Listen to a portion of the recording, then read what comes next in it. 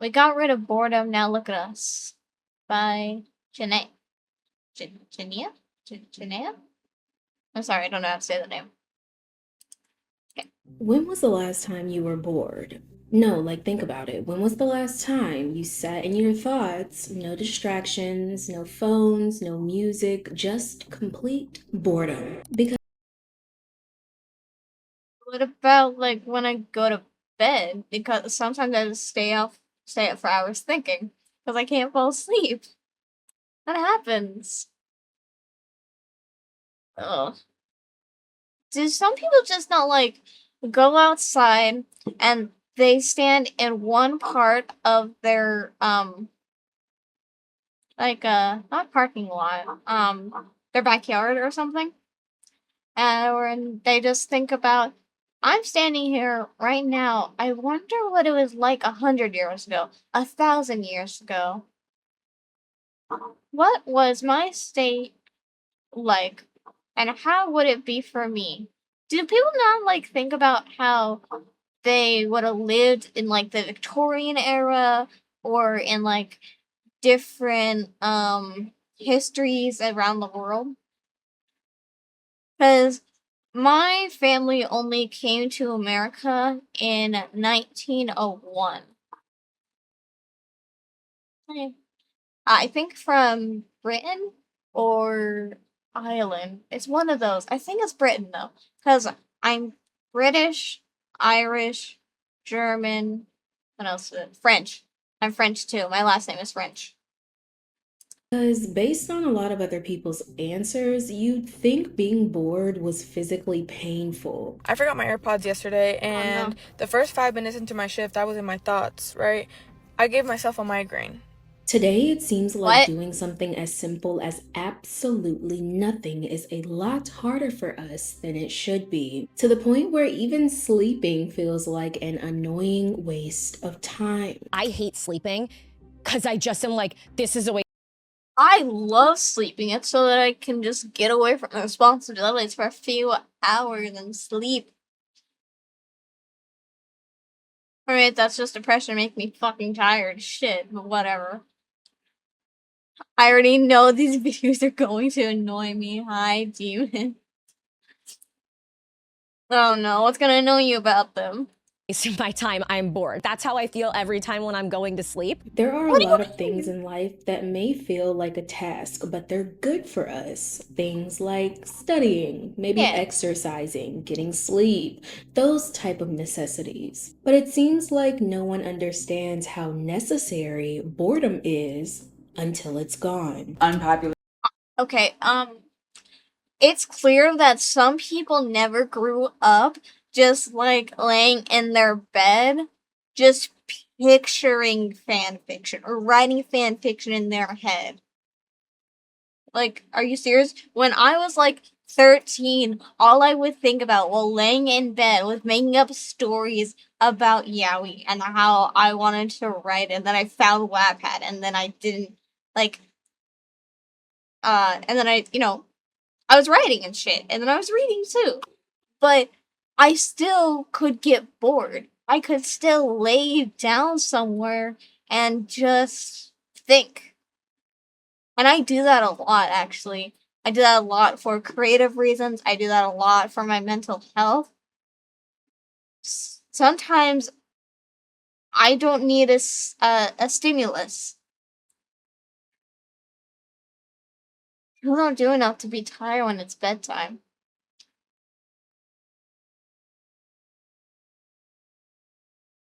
I think more I'm mentally drained than anything because I can't really do physical labor because of my crippled ass.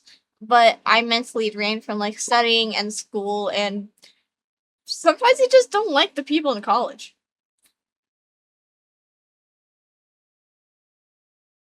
I used to go outside and fight Mendiv horse with cool stick on and pass out. What? Medieval?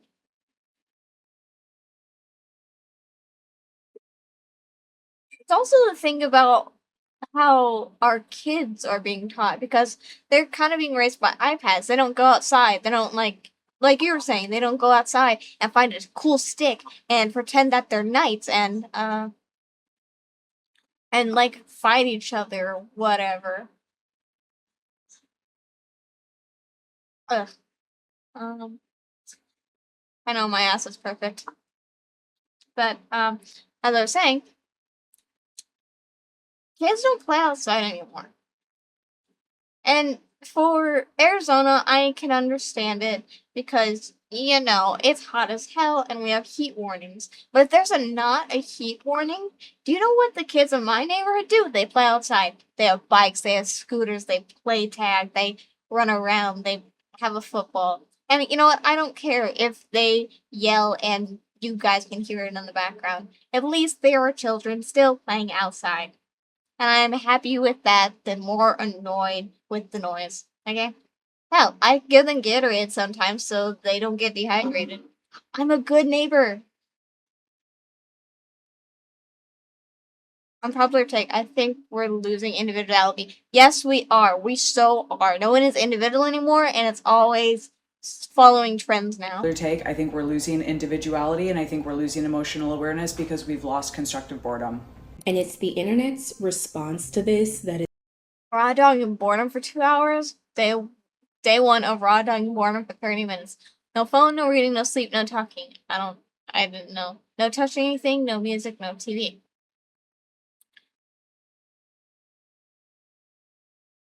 For 15 minutes a day, no phone, no music, no sleeping, no nothing. Do you guys not take showers?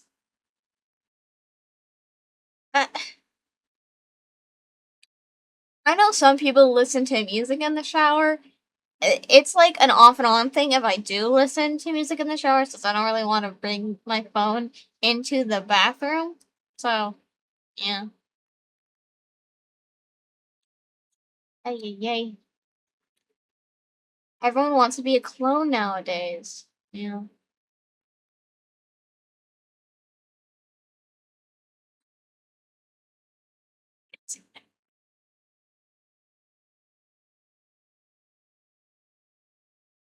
I feel like I can't get bored because I have so much stuff to do.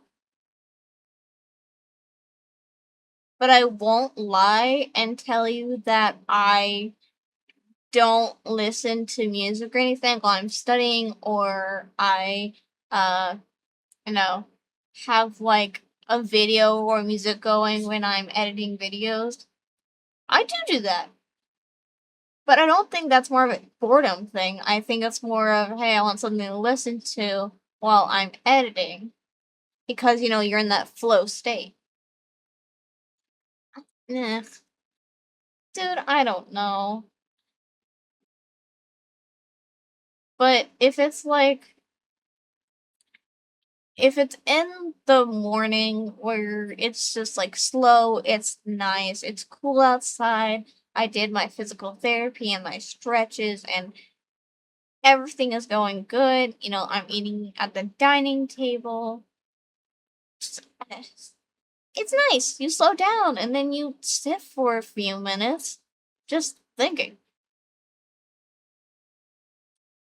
I think if people had more boredom, they would have more clear thoughts about who they are and what they want, and some people wouldn't be so stuck in life or, not being individuals anymore. is very telling, and it's led to people retaliating by literally raw dogging boredom. Okay.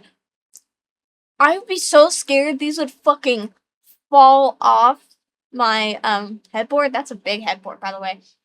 Look at this shit. I would be so scared this would fall off. Like, this fall off, hit the Stanley, hit the desk, everything goes everywhere, onto the floor, wakes me up in the middle of the night. These hit my head in the middle of the night. This looks like glass. It's the floor in the middle of the night. What the fuck is this?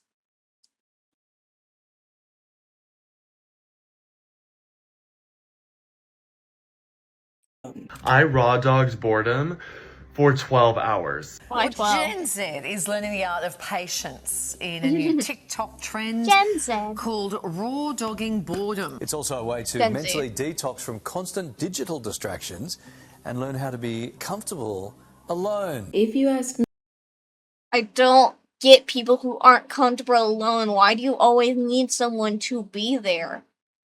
I don't get it. If you're not comfortable being alone or by yourself, how are you being an adult? Why do you not need someone to always hold your hand? But that's me. It's what it feels like. Like, you need someone to always direct you or hold your hand or be there because you're, I don't know, anxious? There's a difference between being anxious and social anxiety and agoraphobia. Those are all three different things. But there's a point where it gets to not being a functional adult. And sometimes disabilities do that, but Jesus Christ, you have to work on yourself. I had social anxiety. You know what I did? I went to basically exposure therapy and enrolled myself in dance class. And you know what? I'm a much more outgoing person after that. Because I did the hard thing. I performed in 2 dance shows with social anxiety and a bad back. Although I did hurt my back in dance, and that's how I became a cripple. But you know what? I don't regret it. I would rather be a cripple with chronic pain than stuck in my social anxiety mindset. I'm just saying.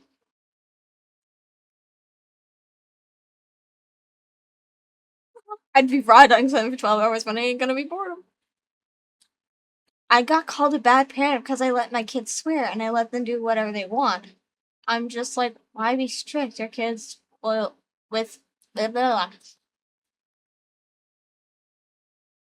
I'm just like, why be strict? Your kids with just not listening when you shout at them. I don't give them bedtimes or make them eat together if they don't want to. Yeah. That's totally fine because, you know, you're the parent. There's not really thing as good parenting or bad parenting, so everyone has their different style. But, you know, CPS is gonna get called, then yeah, you're probably a bad parent. But of course you're not. I know you're not. Besides, you have like 12 kids, they probably range from like little kid to teenagers now, probably. So, of course, the older ones are going to be more independent. the trend is only one half of the story. The other half is figuring out how we stopped making room for something so natural. Because the more life gives us something to do, that leaves less room for us to do nothing, which might be changing us a lot more than we realize. Welcome to the Girl Talk You Didn't Know You Needed. Now, I'm not saying you have to subscribe. You're classy. I know you don't just give those away for free, but hopefully at the end of this video, we become bestie enough for you to take that next step. Now, the weirdest part about making this video was trying to research the history of boredom, and not because it was boring. Okay, off topic. I love the way the braids sweep like this. It's very pretty. I like it. No, okay. But because there really wasn't much Well, to 12 kids, I know. find. Boredom in the way we think about it today wasn't a conversation back then. With 12 kids, I've never had CPS called. Well, good. Look at that. You're being a normal parent. 12 kids are still a lot, though. Damn, I could not do what you do, dude. And don't get me wrong, the feeling existed, but people understood it very differently. If you went back a few thousand years and told someone in ancient Egypt or Babylon that you were bored, they probably wouldn't even know what you meant. The concept, as a distant emotional state, wasn't part of the lexicon. In those days, life was overwhelmingly shaped by ritual, tradition, and the immediate demands of survival. Your day was dictated by the sun, the seasons, and the need for food and shelter. In other words, life already gave people something to do. Yeah, because everyone had a fucking job. Sure, maybe there was like slavery and child labor, but we're not talking about that right now. We're talking about the fact that everyone had to work because there is survival. There's not anything we have to really do now. You don't have to farm if you're not a farmer. You go to the grocery store. You don't have to always follow the day with the sun because guess what? There are now night jobs. History changes a lot. Well, history doesn't change a lot. We changed because of what history has done and the improvements and innovations other humans have made. That's why there's something called the Industrial Revolution. They had a lot of things to survive. They had a lot more labor and family duties and rituals, all the ancient stuff, and their leisure time was already spoken for. But over the centuries, people gained something previous generations didn't have much of. That is, Taxation. free time. And that started raising a question. What happens when people have nothing to do? And by the 19th century, society Plays? thought it had the answer. With the very 19th century moralistic mindset of idle hands are the devil's playthings. Oh, fuck. Wish or work. Those who really want a thing always work till they get it. What the fuck does this mean?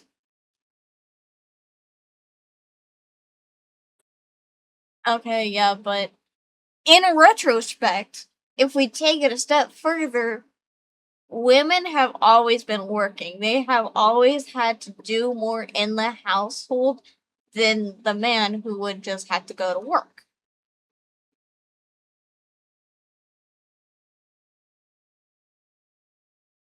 Ugh. So, you know, they still have a lot of labor. Hi, Ash. Welcome in. Finally got my message. Welcome in, little sis. Jesus Christ, you And two. the concept of, well, it's one thing for the wealthy to have leisure time. They understand how to handle that. But what happens when we give that to the working class? What horrible things could they possibly do? Oh no. Did you know that when stealing was a poor person crime, but if it was a rich person crime, it was called kleptomania? It was just rich people, rich women stealing like necklaces and stuff because they wanted to without paying, and then doctors just like, oh, it's kleptomania. No. No. Yeah, I'm about to show you. Oh my god, you guys. Leisure is most excellent, but beyond a certain point can grow most wearisome. Also, it is evident that what is a play to one man is work for another, and too much time of one's own take in order to. Oh my god, this reminds me of the time that I worked in a movie theater and I had to work on Christmas, and one of the women that I was handing popcorn to was just like, why are you here? Shouldn't you spend Christmas time with your family? Look around, lady! You came to the movies on Christmas. I can't leave or be with my family because I have to work because it's open on Christmas because you want to watch a movie on Christmas. Stop being stupid. With their leisure time. As we can see, having free time, being lazy, was basically seen as a sin. They really looked at the less fortunate and decided them having free time was too much. They were expected to keep themselves busy, but back then, that wasn't hard. There were men going to war, working long hours, building, farming, providing. And then there were women cooking, cleaning, raising children, sewing, washing clothes by hand. Everybody in their In that case, I'm sinning every day. Oh yeah, you don't have a job. Hey, but neither do I, bitch. I don't have a job. Yeah, this is my job as long as school. It's just those take money and don't pay me. mama has something to do, something to keep them occupied. But as we all know, That's the a lot of world text. I'm not spins reading all a that. bit better with convenience, which meant the average household was able to spend less time on everyday tasks. The very point of convenience was to give humans back more time. I mean, if we cycle back to something as simple as doing your washing, this used to be a time-consuming and arduous task, bruising your knees as you scrubbed ferociously against the washboard. Then came the invention of the washing machine. All of a sudden, the domestic housewife's time was freed up. They were introduced to a new concept. Not one. Leisure time. Something as simple as the washing machine was starting to be seen as almost a form of resistance. Now let's get something clear. No one is complaining about inventions. Let's say, for instance, washboards evolving into washing machines. I'm pretty sure we all appreciate just having to throw our clothes in the washer, press a button, and walk away. Not if there's blood on it. I still have to, like, hand wash all those, like, clothes that get blood on it.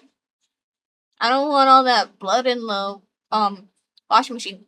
That makes me sound like serial killer. No, I mean periods. I don't want to get all of my menstrual fluid in the washing machine, so I just hand wash my panties and pants if I soak through. Jesus Christ.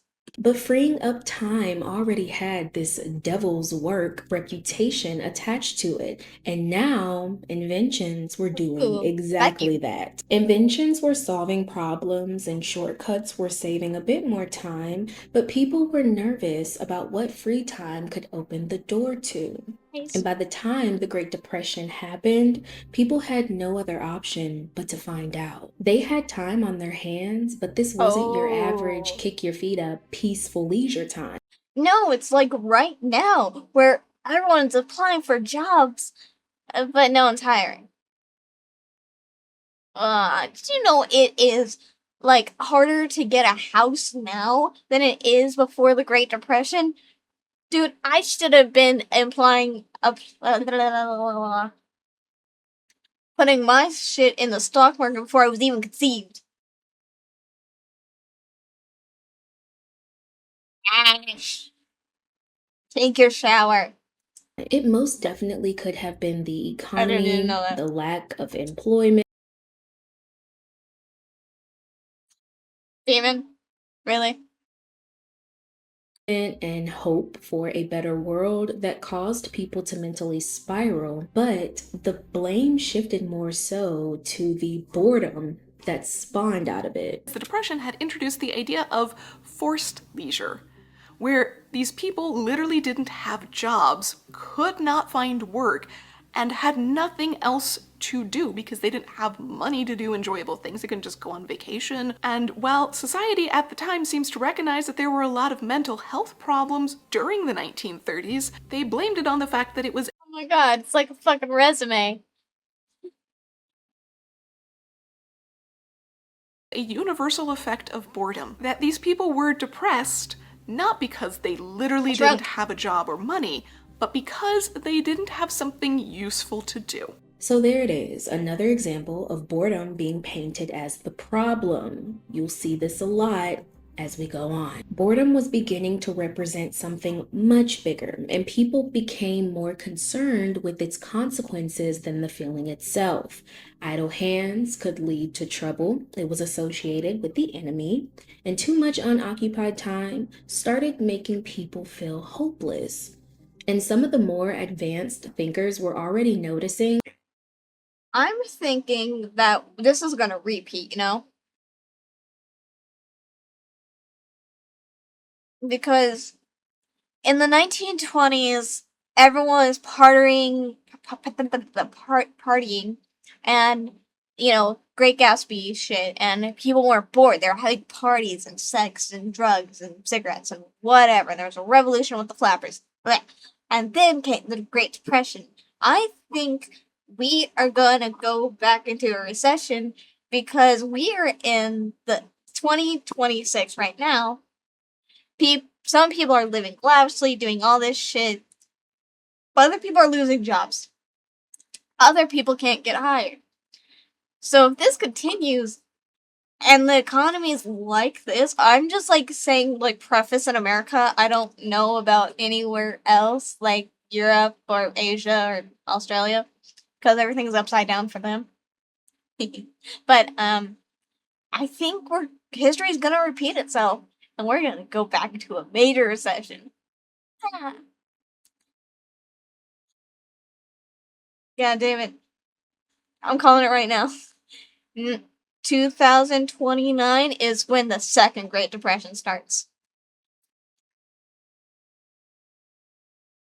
I hand washed my work clothes as all the ingredients would blow the washing machine up. How the fuck does that happen? Like, could flour clog the. I don't know how washing machines work. I just put the shit in. Okay? I don't know all the plumbing, but. Ash. Okay, I'm gonna be showering, but I'll be watching you. And you're gonna be touching yourself to me? All you had to do was ask. Okay, the snobbish. Hold on, these are big ass letters. I had to put my head back. The snobbish admiration of uselessness, which in an aristocratic society extends to both sexes, is under the plutocracy. I've never heard that word. Confined to women. This, however, does not make it any more in agreement with common sense. The wise use of leisure must be conceded, and a product of civilization and education. A man who has worked long hours all his life will be bored if he becomes suddenly idle. Well, yeah, that was before people had like healthcare and could live beyond like 65 and retire. It was either everyone was dying from natural causes, or it was measles because we didn't have medicine yet. And then it was factory bullshit. And then it was, child labor laws.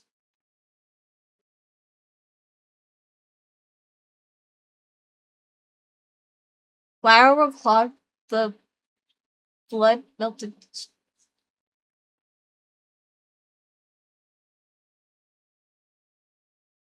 Flour will clog the blood melted chocolate, etc. would clog the washing machine. Oh. Okay, so it would clog it. I was kind of right. See, I'm not as stupid as I appear, but then again, I'm a VTuber, so take everything I say with a grain of salt.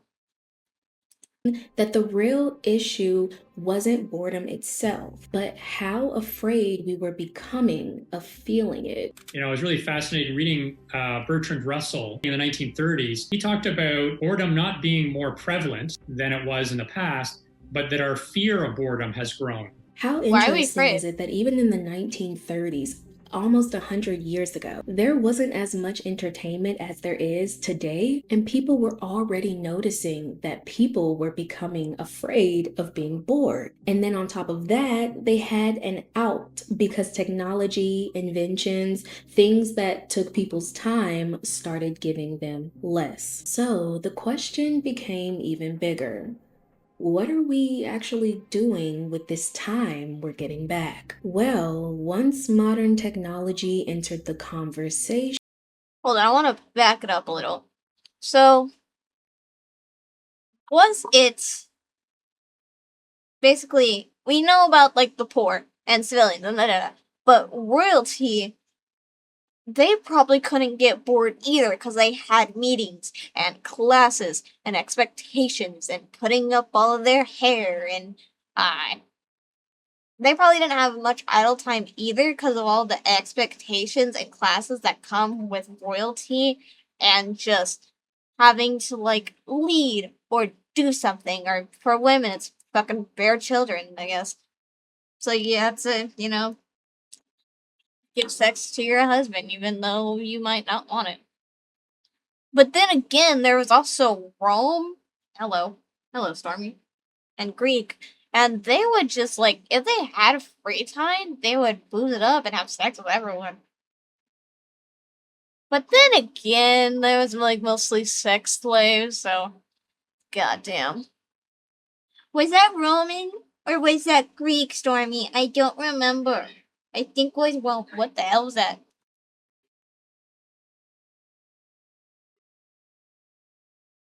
Hold on, my other cat just like yelled.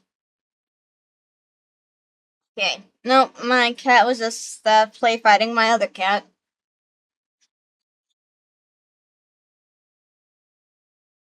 I worry about the little fluffies, you know.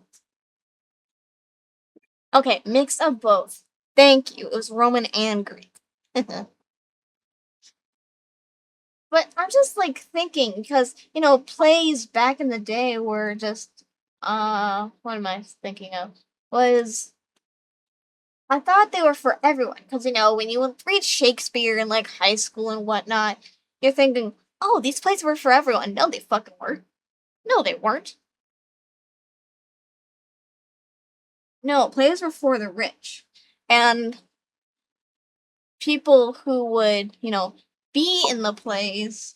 So, uh, would be the poor people, the people that would actually be the actors and help with all the other shit and costumes and whatnot.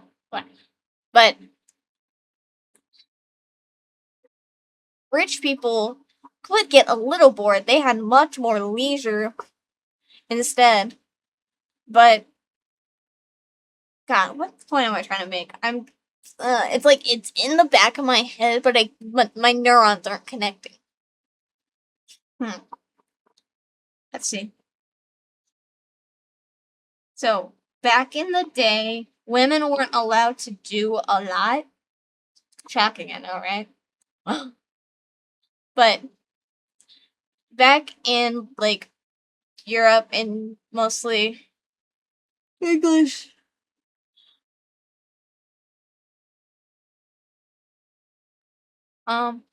Plays were made for the wealthy and they'd be played by poorer men. But women weren't allowed to be in plays. I think it was basically seen as immodest or impure, something like that. So every actor was male, some were just in drag. Dude. And it was same for Japan too. You if you were a male actor, sometimes you would have to play women in plays. You would just be put in makeup and drag. Well, that's probably not what, all they called it. It's not drag, it's whatever. No, geisha were men and women, but I'm talking about like actual actors. Oh my god, I studied this. What the fuck's wrong with me? Okay. We'll do English and then we'll talk about Japan. Okay. English plays only had men.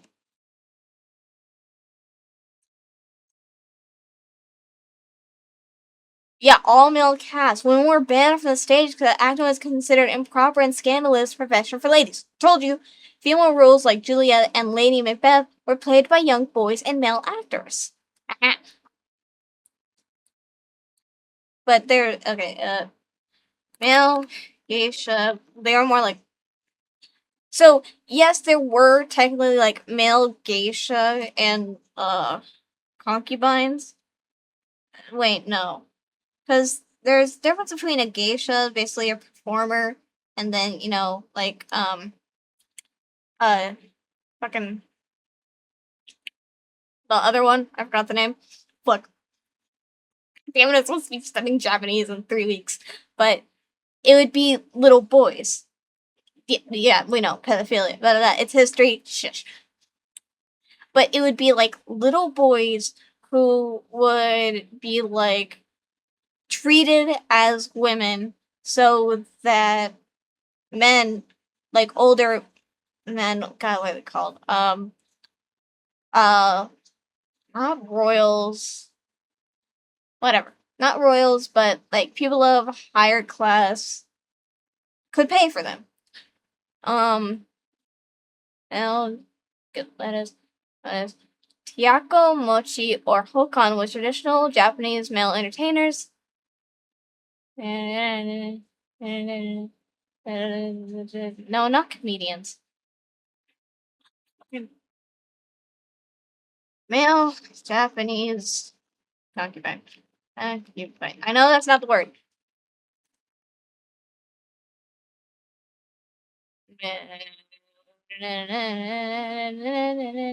Shigo or Kyagama.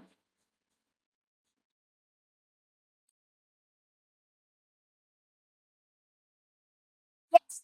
In medieval Japan, Buddhist monasteries frequently kept adolescent boys as companions. Shigos, they were usually boys of noble birth who served as attendants and sexual partners to older monks in a system known as Shudo. The practice was often institutionalized and justified under the guise of religious mentorship, though it often amounted to severe exploitation. Edo. Yes, Edo period. Wakashu. The term dedicated adolescent boys who were considered a District 3 gender between puberty and the coming of age ceremony is highly socially accepted for these beautiful youths to act as sexual partners and companions to both older men and women. And then these male prostitutes and fans often disguise themselves as apprentice kabuki actors. Clients would hire them through specialized male brothels or tea houses known as Yakumijeya. Sorry, I probably said that wrong. Seriously. I'll be back, Queen. I have to head to work. Okay, I'll see you soon. Yeah.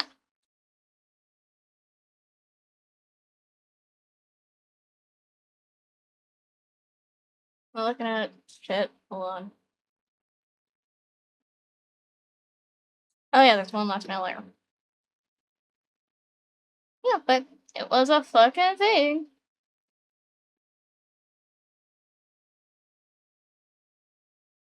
Fuck did we get off this topic? I don't know. Back to the video. Son of a bitch. Why do I always do this?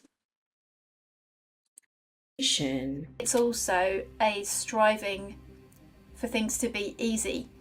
And I think that is driven by technology in our world. You know, every single thing that is invented now is for the purposes of making jobs quicker, easier, giving the human more time. And I'm all for that. You know, I don't want to be out there with a washboard. But, you know, I don't know where we draw the line, because the whole point about releasing human time, because we've got these gadgets now that do things for us, I thought was so that we could connect with people. Convenience was now changing every part of everyday life. And speaking of making one very necessary... It's because of the makers and the consumers. They make something to make your life easier, but then they add more onto it, like gadgets for everyday little inconveniences that you think you need, and then you consume, and then it's a whole cycle. Oh, I worked in the red light district through my college years. But, like, red light district in Japan? You were in Japan for your college years, and then you moved to Netherlands? Or was it like an abroad study? That's cool. Well, I wish I could study abroad, but I don't have a passport. Fuck anyone. I have to do all that paperwork to get one that says I'm disabled and bullshit. Part of life a bit more convenient. This part of today's video is sponsored by Chime, America's number one choice for banking. Lately, I've been trying to... Now, I personally so if the Chime card on screen to open a new Chime checking account today. Thank you, Chime, for sponsoring today's video. So now that we've tapped into the concept of boredom, I want to tap into the things that came along over time that made boredom go extinct. People were still going outside and gathering in crowds. People were still connecting with others, but entertainment was just becoming a bigger part of how they did it. And this is important because keep in mind, earlier, Nicole Rudolph explained that leisure had a class attached to it. Wealthy people could have earlier, Nicole Rudolph explained. Painting can say it a lot. Laugh at cigar. Smoke the laugh at cigar. Laugh at what the fuck? Laugh at cigar. I spell too. Everyone has a cigar. There's alcohol. There's chandeliers. There's statues. There's waiters. All these women are in the back, but the men are over here. Is this a smoking corner? Is this supposed to be a smoking corner? Lots of the cigars. They're serving each other. There's some wine back here, so there is alcohol. So it's like a cigar bar and a bar. But all the women are back here All these guys are wearing bowler hats or top hats. Were women not allowed to smoke cigars back in the day? I'm sorry, I like analyzing paintings. No, in Amsterdam, there's a red light district. It's where you find all the strippers and people of the night. Oh, I did not know that. I thought it was only called red light district in Japan. The more you know. Okay, hold on. Were women allowed to smoke cigars before the flappers? Yes, women were allowed to smoke cigars, but it was heavily restricted to private spaces. Before the 1920s flapper era, social etiquette strictly dedicated that respectable women did not smoke tobacco in public. Oh. Upper-class women in both Europe and America were known to smoke cigars and cigarettes, but strictly in the privacy of their own homes or a designated secluded area. And then, motherfucker. So, this is definitely not a fucking private area. The public ban, da-da-da, cigar clubs, da-da-da, Hollywood influence, da-da-da, okay. Yes, I was a stripper, sue me. Dude, I cannot imagine a 7'5" stripper. Was it like a mixed club or was it strictly a gay club?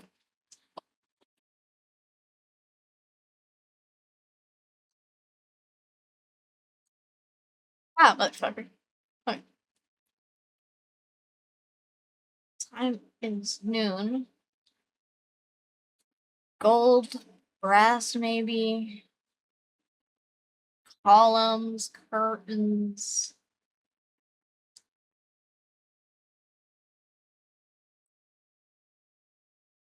And then a woman who's supposed to be like delicate and a ballerina in pirouettes and a tutu is looking down at them.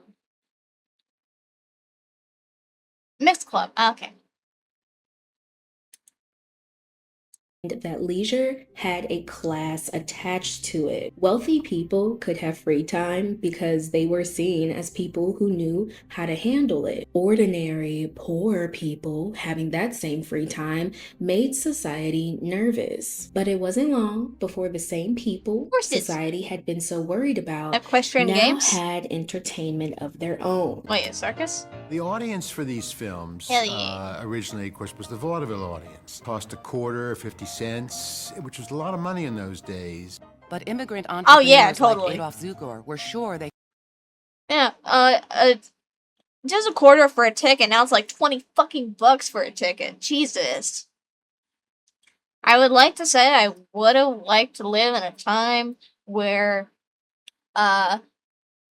things were cheaper and we dressed more classy instead of always in leggings. But then again, I'm a cripple, I'm a woman, and I'm bisexual. I would have been sent to a mental institution and have no rights. I wouldn't even have a bank account, dude. They didn't allow women to have bank accounts until like the 1970s? I think that's right. Could draw a broader audience into theaters and make more money by charging less. And suddenly it became like a craze. And now that entertainment had become affordable, it was getting around fast. People finally had something to do with their extra time, so boredom felt a little less threatening. I will say, some people were still side-eyeing what all... Wait, did that say Nickelodeon? Hold on.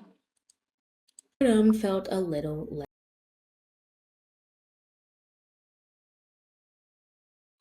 Oh, Nickelodeon got its name because it used to be a nickel?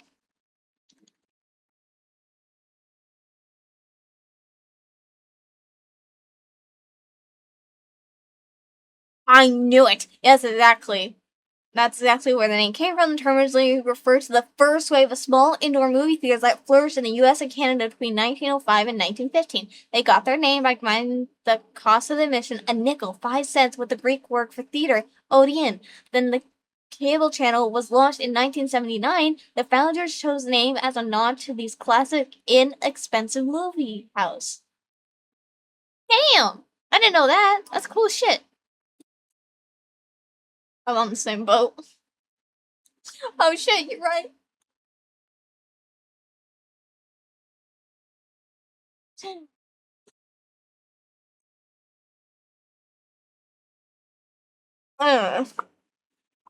Yeah, sure. Let's go back to the 1950s, where being gay was a mental illness. That's a catastrophe. Less threatening. I will say, some people were still side-eyeing what all that time was going towards. The world's first radio audience was in the making. I can't understand what that boy does with all his time. Fooling with wires and that silly thing on his head.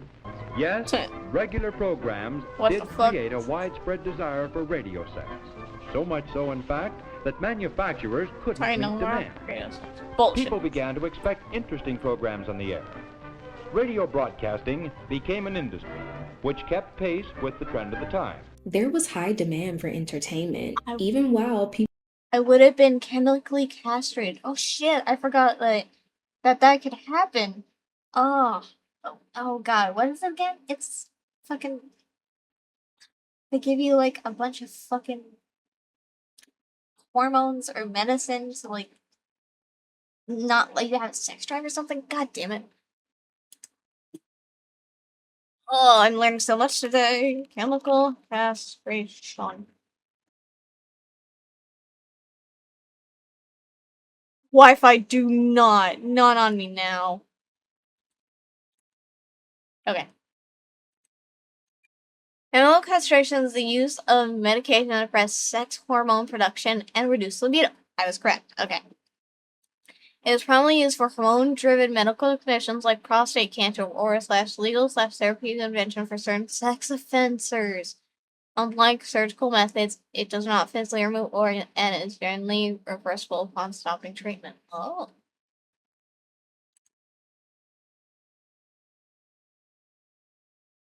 (1950s).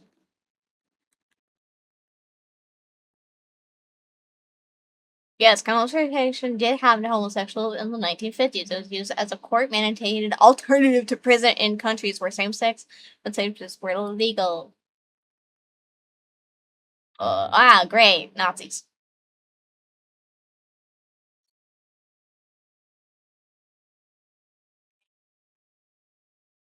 Estrogen injections. In the 1950s, homosexuality was classified as a mental illness and a criminal offense in many Western countries.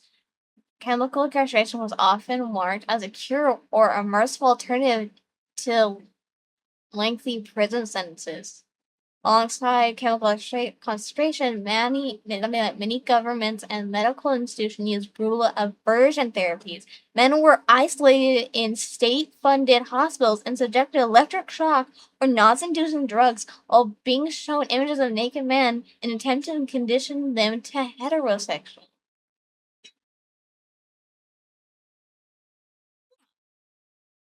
Would have been tortured.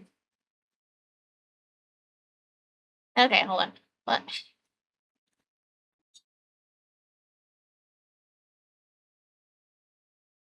What would happen to someone who... Wait, no. Not someone, a woman that is crippled. Because women and men were very different in the 1950s. Bastard. Okay. What happened in the 1950s? In the 1950s, a woman with a physical disability faced severe social, medical, and legal barriers. Society largely viewed disabled individuals as burden or objects of pity. Crippled women faced institutionalization, exclusive from the workforce and education, and widespread physical barriers that made independence living nearly impossible. The day-to-day reality for these women varied based on a few key factors. Jesus Christ.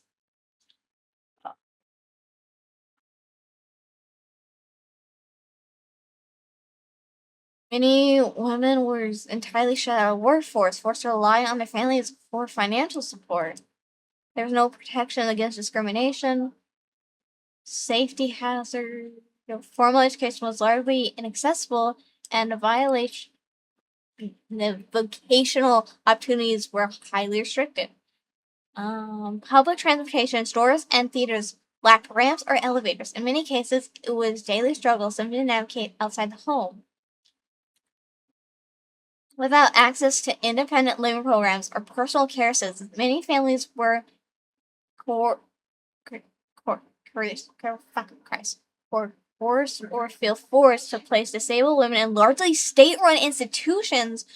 Those who remained at home were often heavily reliant on family members or hidden from public view. Oh, great. Great. Fantastic.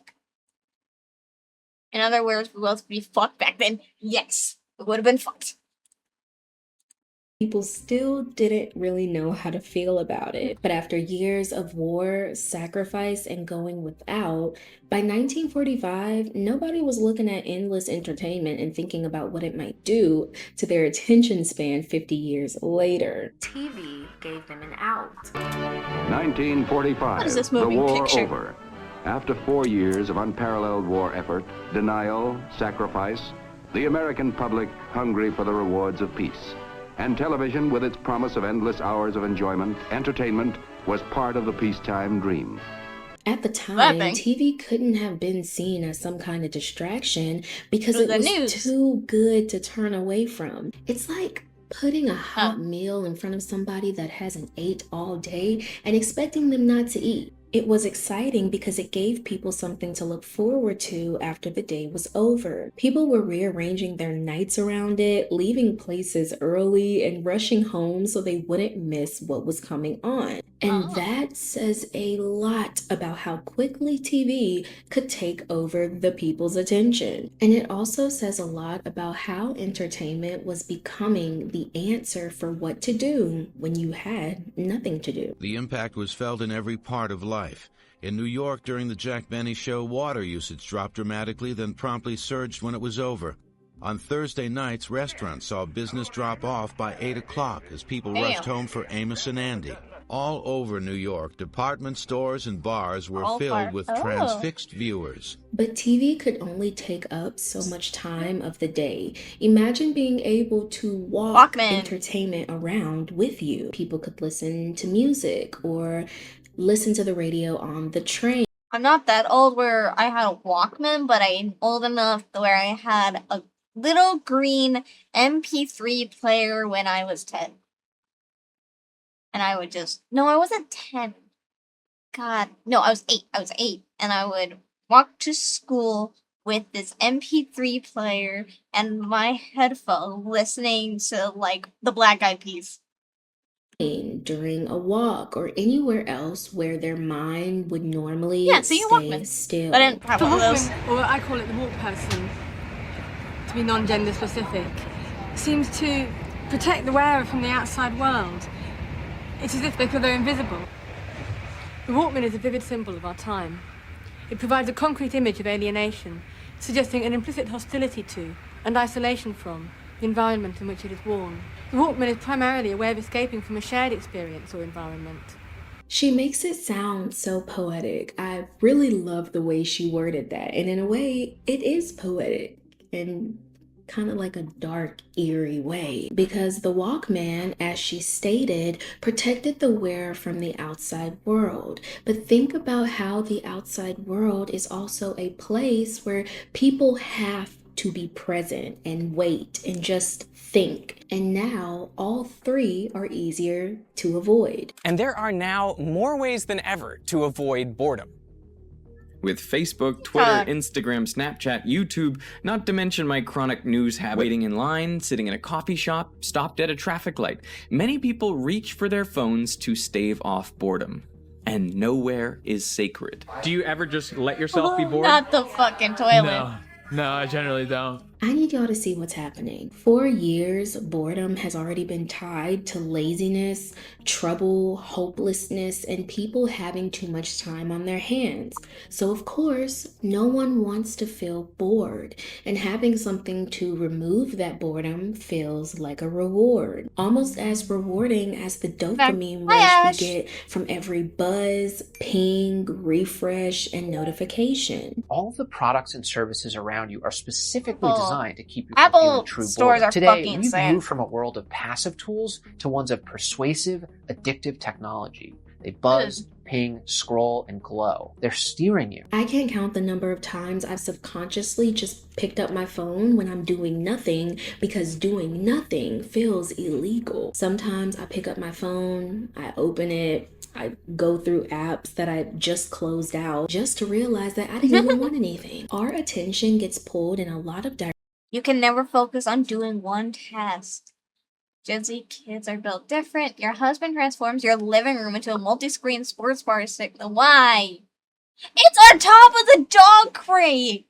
No! Wait, 4? Oh, the bit. Well, hold on. 4, 5, 6, 7, 8. Bullshit. That guy has a problem. This is a cute, TV stand, though.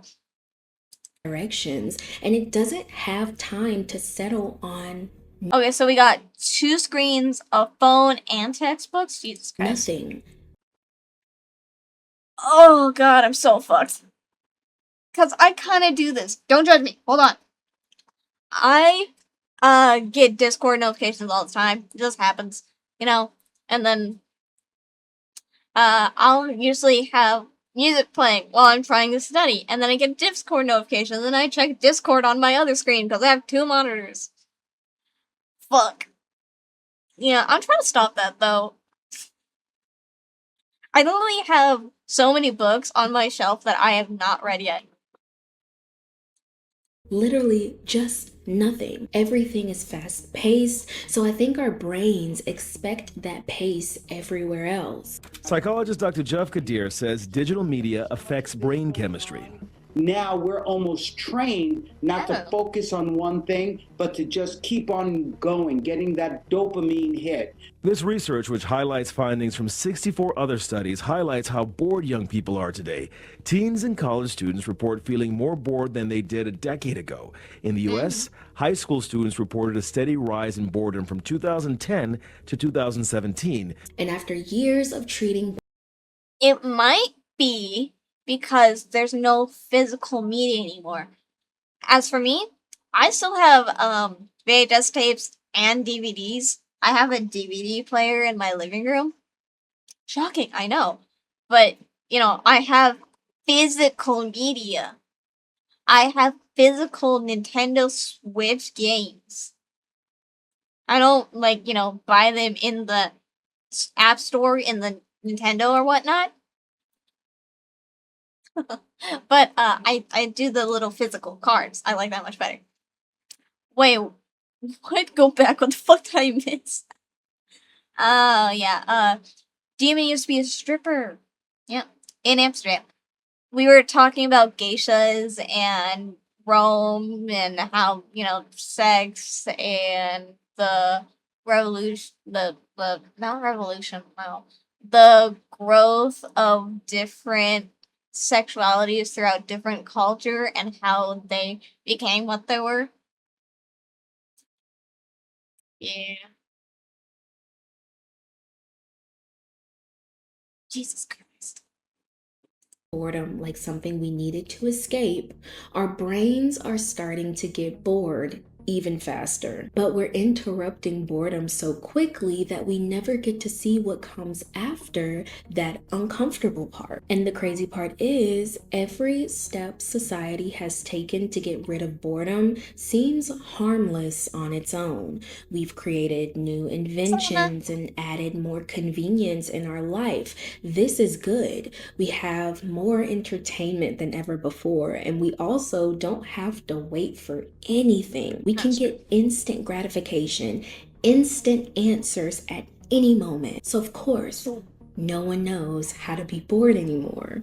We don't have to be. I genuinely think nobody knows how to be bored anymore. Back then, we had to do different things to just entertain ourselves in between hunts, in between, we would walk for hours per day, find something, eat it, and then what do? Then the iPhone came out, and now nobody really. It's amazing how Homo sapiens have not evolved further than, Homo sapiens, because before this we were homogeneous. And with how we evolved, our jaws got smaller, our skulls got bigger, our feet got smaller. That's why we have wisdom teeth that we don't need, because they're called, vestigious vessels or something. It basically means that they have no purpose. But we evolved so much. It's just, I feel like if we're gonna evolve again, we're gonna be horrible. Because in the animal kingdom, we have the worst teeth ever out of everyone. And with how people's minds are, how people don't walk anymore, people don't really work or do manual labor. If we go past Homo sapien, then I think we're gonna reverse. But that's just like a theory, in my opinion. There's like no scientological. I said that word wrong. Evidence of that. And some people. Sama has to be bored anymore. And this is exactly why we tapped into the past. Because even though boredom wasn't technically a thing because they had too much to do to be bored, we have so much stimulation in our lives. And then on top of that, the creators of these devices, apps, etc., have built them to be so addictive that trying to go through everyday life without them is now a hassle for a lot of people. If the line gets too long, we're gonna pull out our phones. It starts getting a little too quiet, we're gonna pull out that phone. It's almost like it's inevitable. Literally, the moment we stand in line, or sit in a car, or are stuck in the traffic, or are just left. Scientific evidence. Shut up, Selma. I sometimes do that subconsciously. Like if I'm on my phone in the cafe where I go sometimes when I'm at school, it's just like, wow, I'm on my phone. I'm gonna put this down. Because I was usually on my phone waiting for my friend to come. The thing was that when me and my friend are talking, no one else is. So it's a little bit awkward to be in the cafe where there's only two people talking. And one day, we were talking about, what was it? We were talking about the states of decay in human bodies after they are on the ground. And I said that when it gets after the week, the marbling looks like mango and strawberry popsicles. Because it did. Okay, it did. And I told them, and I showed them the book that I was reading where it's showing like states of decay for forensics and anthropology. And she was like, oh yeah, it does. And basically I looked up and this guy was just looking at us with like widened eyes because we were talking about dead bodies. Even though we are in this life science building where there's biology and anatomy classes, most people are gonna go into nursing or like mortician stuff in the study building that we're in. So because the cafe is in the life science building. I'm sorry, I'm talking about dead bodies when there's literally cadavers like 3 doors down. But he looked at us like we were crazy and we started laughing. Because, it's just... I don't know. I'm sorry. I don't fear death or dead bodies or spiders or snakes. I'll probably be afraid of a giant ass spider in Australia. Ashes, and apparently when one crawled into her mouth. A duck just walked past my bakery. Should I run after it? Are you gonna keep it or gonna make it? Like, make it into a little... Fuck, what's that one French dish where it's like a stuffed duck or whatever? Like... Yeah, but as you can tell, the caffeine is kicking in now. Because I had the monster, and now I won't shut the fuck up.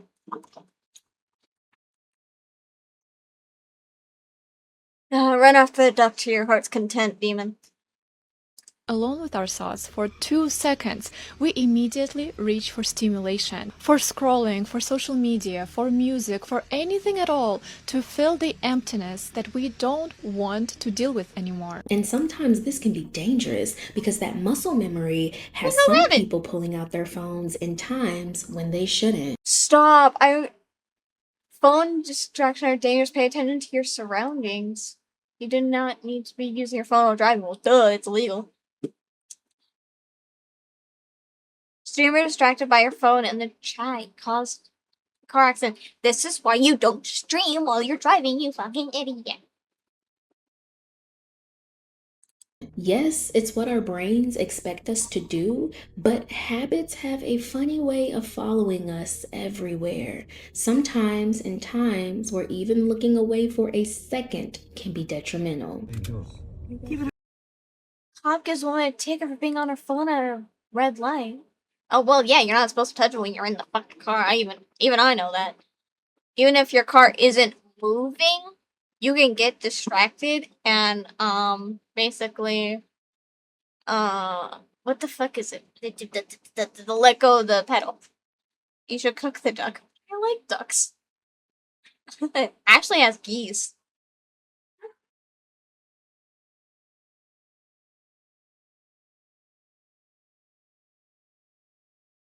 But this is what I'm thinking about. Because I don't touch my phone while driving. I will put my music on and then set my phone back in my purse. And I can just skip the song with a little, like, not a button, but a little flip thing on my steering wheel. That's about it. I've actually never had duck or geese. I have ate crickets and scorpions. One time my brother ate a dog. And a cat. No, I think it was just a dog. Yeah, just a dog.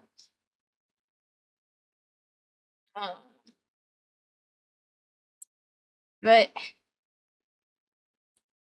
even when I'm in an Uber and I'm not driving, out of respect, I won't go on my phone. I'll just, like, keep it on my lap so I make sure that they're going the right way to where I'm driving, but that's about it. I find it rude if I'm completely on my phone while the other person is driving, because some Uber drivers like to talk, some like to stay silent, and if they're staying silent, then I will look out the window. But if they want to talk, then I'll talk with them. I don't mind. Because my social anxiety is so much better now. Her ticket, she's on her phone. It was at this moment that he knew. He f***ed up.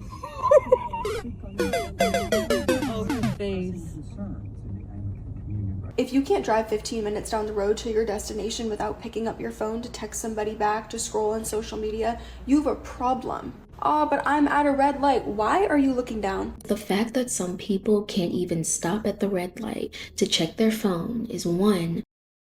Okay, wait. I might be a little bit of a hypocrite here. Because there was a really long red light, and then this stupid person, like, pulled out and stopped completely in traffic. And I pulled out my phone to take a photo of it. But I was debating, wait, should I do this for, like, a full minute? And then, I was just like, okay, whatever. I took the photo and put my phone back in my purse, and the red light was still there for, like, another minute, because that's how long the fucking light was. Yeah, this stupid, I think it was a Chevy or something, blocked 2 lanes of traffic by pulling out of the gas station. Stupid. It's fucking Arizona drivers, I swear. They're both tasty. I'll eat anything except raw onions. So what the fuck do you put on a burger then? Do they have to be like caramelized onions for you to eat them? Terrifying.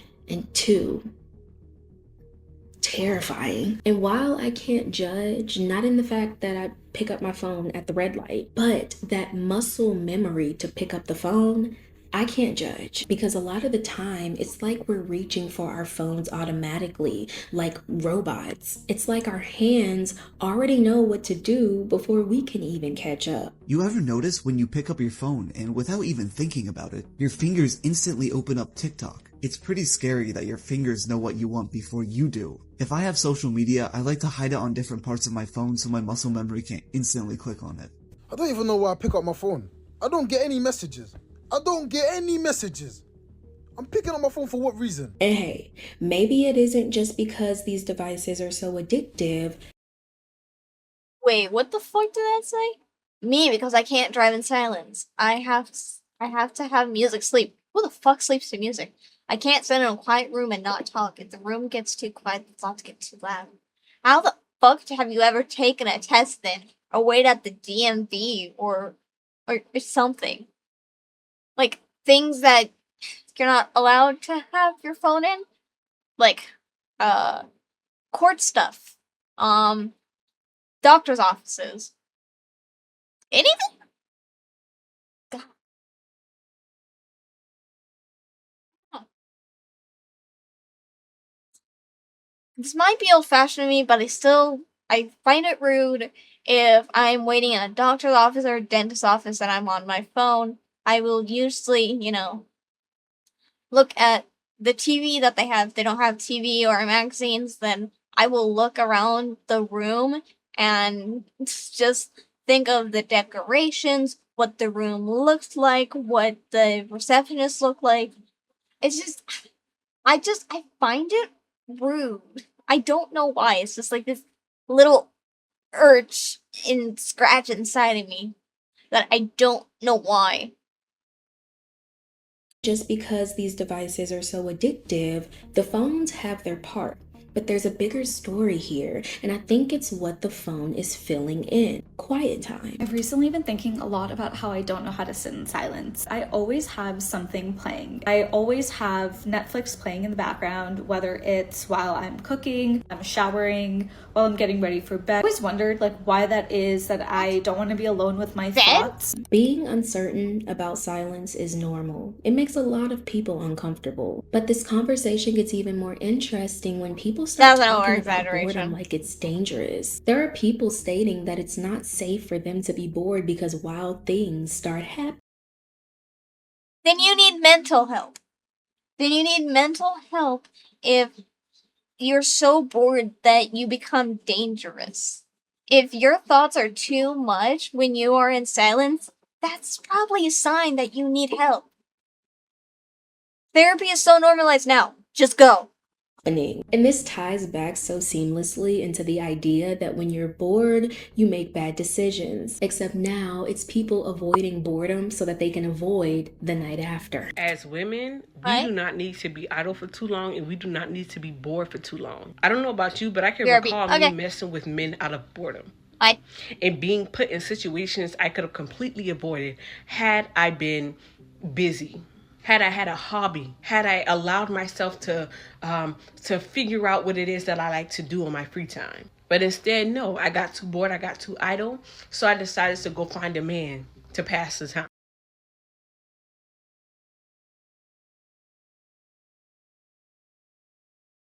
Are we serious? Is there actual people like this that they get so bored they just go and find a relationship?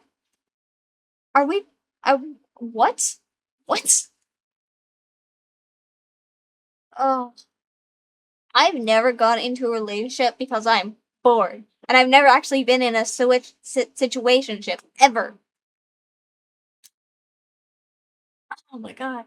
Girl or guy, either I've dated. It was never because I was bored, it's because I was friends with them first, and then I started to like them, and then we got caught feelings for each other, and then we started dating. That's how all my relationships have gone. This is some valid advice, okay? Having hobbies, maximizing your time, finding purpose, all of that sounds great. But at the same time, we should also still be able to exist in our own company without feeling like boredom is automatically going to ruin our lives. A lot of people fear what boredom will turn into, and that in turn has led to people trying to just eliminate it altogether. Now people are making lists of things to do before boredom even has the chance to. Oh my god, you have to make a list of hobbies? Are we serious? Okay, I'm an adult now, so I don't have a lot of time for my hobbies like I used to because I used to paint. I don't anymore. But you know, I know something that's not a hobby. Watching YouTube or Netflix is not a hobby unless, yes, there is an unless, you are actually critiquing it and you're gonna, you know, do it for like, you like making scripts for fun. I write for fun. I read for fun. I used to paint. I can't do that anymore. Kind of broke and too busy. I like learning for fun. Do you know how many books I buy? Sorry. Excuse me. Water came back up. But I buy a lot of books. And I have books all in like my wish list and Amazon cart. Because I like to read and I like to learn. Maybe they're more macabre than most people would get, but I like it. I think it was probably instilled in me because when I said I was bored to my mom, she was like, if you're bored, go clean your room. If you're bored, then go read a book. If you're bored, go do your math problems. Because when it was summertime, she would give me one book to read for the full 2 months and then math problems every week so I could sharpen my skills. I still hate math though. I like reading. But yeah. But in between those, I only had like 1 hour screen time growing up, even in the summer. Maybe 2 or 3 if I was playing Minecraft with my brothers. But the problem was, I got bored. And when I got bored, you know what would happen? I got hobbies. I used to paint and draw. I wanted to be a YouTube animator, so guess what? I saved up my allowance money and I bought this little drawing pad that was so ass. I forgot what kind of brand it was. And then, you know, I tried animating for maybe a month. I did like one animation and it's like very old. I posted it to one of my old accounts, but it was ass. Oh. But I don't know because when I was in high school, I also did theater and dance and weight training. And right now I like to do puzzles and I do reading and I'm also want to build a garden in my backyard. I am gonna technically be a polyglot because I know English, I know Spanish. I am going to take Japanese. I'm also thinking about learning sign language, okay? Like,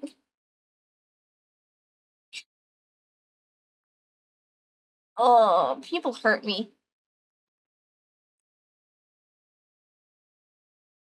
To exist. Girl, you're boring as so let me give you some hobbies that are going to make you more interesting, more elegant, and more educated. I truly don't think that you I hate her already. Oh my god, the influencer voice. The other girl, the red girl, the girl in the red shirt. should ever be bored. So rapid fire off the top of my head, here are some things that you could be doing this week so that you don't have any moments where you're like, oh my god, I have nothing to do. Now this has made me wonder, why not just wait it out? Wait, what just else? wait it out and just see what happens when you're bored for longer than what you're comfortable with. I've noticed that all of us, me included, we barely let our minds kind of just exist anymore. I honestly think boredom used to be something really important. That's when you think, reflect, notice things, even come up with your best ideas. But now we avoid boredom all the time, like it's something bad. So what happens if we actually find the solution to boredom and stop trying to fight it? Well, there's a trend going around on TikTok.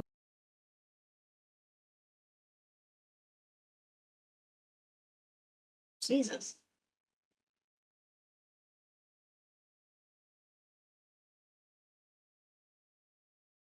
Where people are now trying to find out. I've heard of this trend where people are raw dogging boredom in order to become more productive, increase their attention spans, and improve their overall lives. Raw dogging boredom simply means that you're allowing yourself to be bored for a certain amount of time without exposing your brain to micro reward stimuluses like your phone. People are voluntarily sitting in silence, no music, podcasts, Netflix, no scrolling, no distractions. And if I'm being honest with y'all, this sounds like the most uncomfortable thing ever. You thought I was going to be To positive? you, maybe. No. Only because think about what all we discussed. Think about our day and age.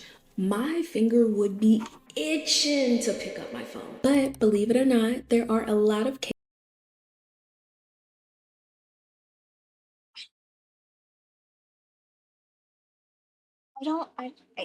okay, maybe I'm just not good with this video, but I don't get it. Because I do use my phone, obviously. Because I have to, use it for school sometimes because I have to read emails and approve, like, the double-step verification security to allow myself into my school account. And all this other shit. But after I'm done cleaning, like, I will clean in silence sometimes because it makes me focus more. And I get shit done more. And then I will sit down on the couch and just relax for a few minutes of doing nothing. It's fine doing nothing. Sometimes doing nothing is relaxing. Cases of people coming out and saying it's the wellness hack of the century to just sit completely still. My hot take is that boredom is a skill we all need to relearn. For the last 7 days, I've been boredom maxing for 20 minutes to see if the scientific research was true. And it is. I'm less anxious, less stressed, my attention... I don't like to sit in absolute silence because my brain just screams at me to just kill myself nonstop. I'll sit with music playing only. I used to be like that. I did. I really did. It can be horrible for some people just to not their brains to shut off. A few years ago, my brain wouldn't shut up. But, I've grown now. I've done a lot of work on myself, and most of the voices are quiet. It's very rare that I get a suicidal thought now. I think it's been almost a year. I know when I'm bored. Or lay and stare at the ceiling with music. Yeah. span is back, and I'm actually having creative ideas again. Like, I can actually take in what's around me. People spend 15 minutes doing absolutely nothing and leave feeling like they spent time with someone they hadn't talked to in a while. Themselves. People are terrified of just sitting with themselves. I think Well, what therapists are people going to where it's okay to sit in silence for a little bit to collect your thoughts? In therapy, some therapists will tell you just take 5 minutes of silence and to do nothing. And just think for a little bit. God. Are some people's therapist office like really stimulating or something? I don't get it. I don't get it.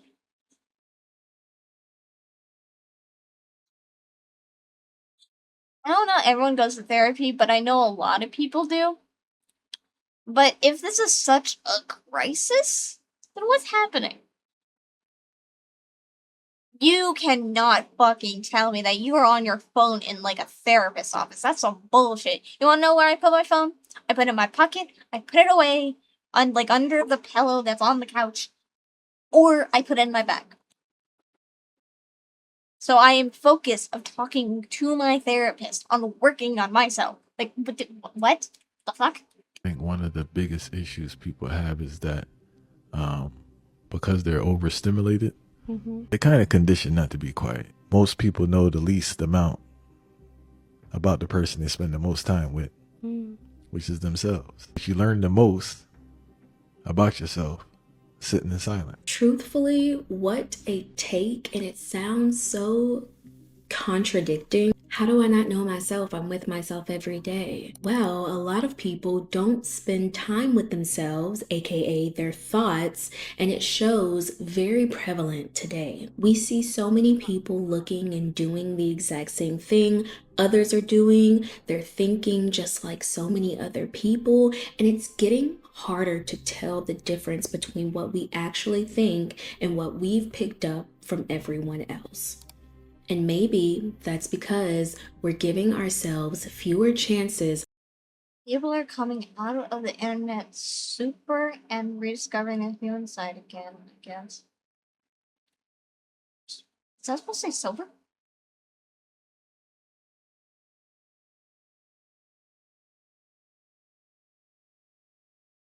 I don't know. I'm glad I had like my addiction to screen time sort of when I was 14, and then I got it down at 15, and I was just like, yeah, this fucking sucks. I can't be on my phone after I just worked an 11-hour shift. Fuck that, I'm going to bed. To actually hear our own thoughts. Now, I'm not telling you to throw your phone away and sit in silence all day, but maybe, and I'm also telling myself this too, I'm not judging anyone, maybe we should see what happens when we give our minds time to wander. Because maybe you, yes you, I'm talking to you just might be the next philosopher of your friend group, all because you let yourself be bored. Thanks for tuning into the Girl Talk you didn't know you needed. Now, if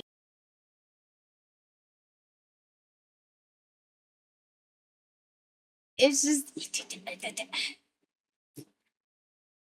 people confuse me to no end on things.